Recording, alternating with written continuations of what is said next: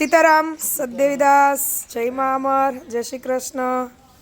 ચલો આજે સવારમાં સરદારથી મુકેશભાઈ અને એનો આખો પરિવાર અમરધામ આશ્રમે પ્રભુજી માટે ગાંઠિયા બનાવવા માટે પધાર્યો છે. ત્યારે પહેલાં તો એમનો ખૂબ ખૂબ આભાર. અને શું નામ છે પહેલાં?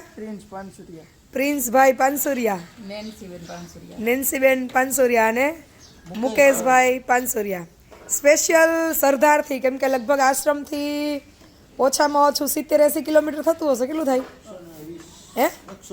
120 કિલોમીટર. 120 કિલોમીટરે સવારના 7 વાગ્યામાં આવી અને પ્રભુજીને 7:15 તો ગાંઠિયાનો ઘાણવો ગરમા ગરમ પીરસાઈ ગયો હતો.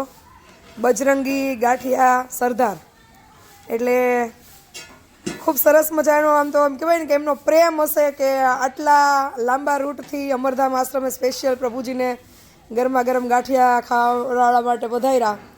તો એમનો હૃદયથી ખૂબ ખૂબ આભાર. મા અમર એમને ખૂબ સુખી નિરોગી દીર્ઘાયુ અર્પે. તમારે મુકેશભાઈ કાંઈ કહેવું છે અમરધામ આશ્રમ બાબતે, કે તમને શું પ્રેરણા મળી, કેવો લાગ્યો આશ્રમ? આ વિડીયો જોતા એટલે એમ જો આપણે ત્યાં નાસ્તો કરાવીએ પણ સવારમાં, કારણ કે બપોરના ટાઈમ અમે ફ્રી હોય પણ સવારમાં અમારે એક દિવસ ચાલી સવારમાં આપણે ગાંઠિયા ખવડાવીએ વિડીયોના માધ્યમથી. સોશિયલ મીડિયાનો સારો ઉપયોગ મદદરૂપ થાય, અમને લાભ મળે ને બધા પ્રભુજી નાસ્તો કરાવવાનો, એમ જે બને એટલું કરીએ એમ આપણાથી. તમે અહીંયા આવીને શું શીખા ભઈલા? બહુ મજા આવી, બહુ મજા આવી, બહુ મજા આવી.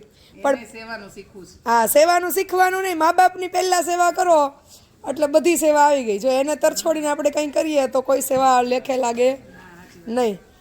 ખૂબ સરસ. ચલો ફરીથી મુકેશભાઈ અને પાનસુરિયા પરિવાર સરદારથી પધારેલા તમામનો હૃદયથી ખૂબ ખૂબ આભાર. જય મા અમર, સદદેવીદાસ, અમરદેવીદાસ, જય શ્રી કૃષ્ણ.